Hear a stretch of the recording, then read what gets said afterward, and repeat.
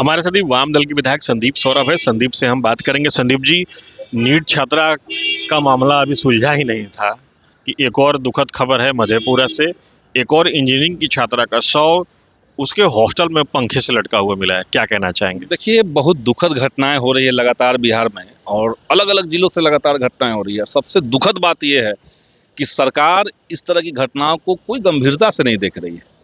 जहानाबाद की जो छात्रा थी, नीट की स्टूडेंट, उसके साथ उसके परिजन खुद कह रहे हैं कि उसके साथ गलत हुआ है, लेकिन डीजीपी जो है बिहार के, वो मामले का रफा दफा करना चाहते हैं।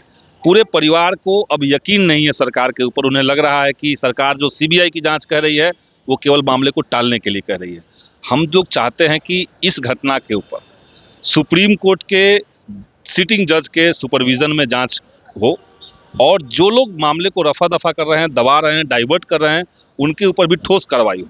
इसके साथ साथ पूरे बिहार में जब इस तरह का तांडव चल रहा हो, एक नीट की छात्रा और थी औरंगाबाद की, उसका भी शव गर्ल्स हॉस्टल से टंगा हुआ मिला, तो ऐसे तमाम मामले जो हैं उस पर गंभीरता से जांच होनी चाहिए।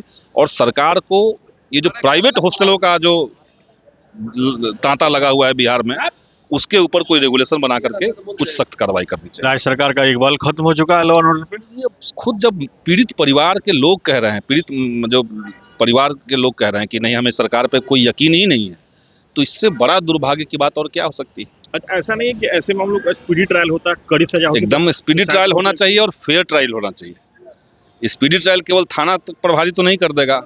तो ये मामला इतना जटिल है, इसमें इतने तरह के लोग शामिल हैं, इसलिए हम लोग चाह रहे हैं कि सुप्रीम कोर्ट के सिटिंग जज के सुपरविजन में जांच हो। आज बजट पेश होने वाला है, क्या उम्मीद है? बजट से हम लोग को उम्मीद तो क्या ही है, इस सरकार से ही उम्मीद नहीं है, लेकिन हम लोग चाहते हैं कि जो सरकार ने चुनाव के समय 10,000 रुपए गरीबों को दिए, महिलाओं के खाते में डाले, और कहा कि हम 2 लाख देंगे, तो उसके लिए क्या प्रावधान इस बजट में है, एक तो ये सवाल रहेगा हमारा।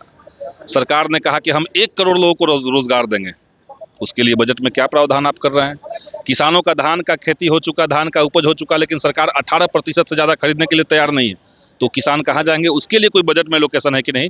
ये तमाम मुद्दों पे हम लोग उम्मीद लगा के बैठे हुए हैं, लेकिन अगर सरकार नहीं करती है तो हम लोग हंगामा करेंगे। ये थे हमारे साथ संदीप सौरभ, और इनका स्पष्ट रूप से कहना था कि छात्राओं पर जो भी घटनाएं अत्याचार की सामने आ रही हैं, उस पर तो स्पीडी ट्रायल होने चाहिए और फेयर ट्रायल भी होने चाहिए। साथ ही साथ उनका ये भी कहना है कि बजट को लेकर के उम्मीदें हैं, लेकिन इस सरकार से उम्मीद नहीं है, क्योंकि इस सरकार जो है आम लोगों की उम्मीद पर कभी भी खरा नहीं उतरी है। उनका ये भी कहना है कि उनकी पार्टी बजट को लेकर के सारे प्रावधानों को देखेगी और उसके बाद अपनी प्रतिक्रिया देगी।